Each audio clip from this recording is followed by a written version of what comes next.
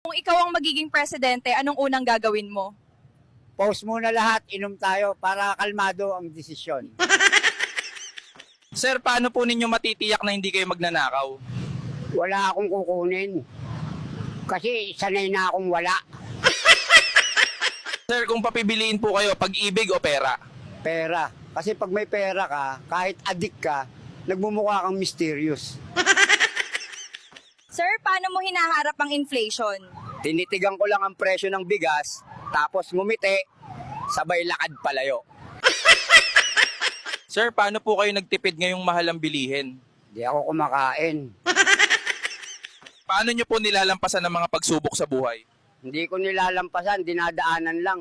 Sabog nga di ako aware na may pagsubok. Sir, paano mo malalaman kung ikaw ang problema?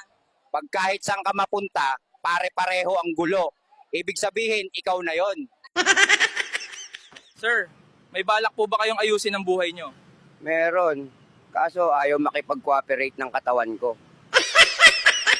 Sir Juan, anong masasabi nyo sa mga babaeng choosy? Huwag silang mag-alala. Hindi rin naman siya option sa akin. Sir Juan, paano maging pogi sa paningin niya? Ipaalam mong marunong kang makinig kahit di mo maintindihan, basta may eye contact. Kung may isang bagay po kayong gustong ibalik, ano po yon?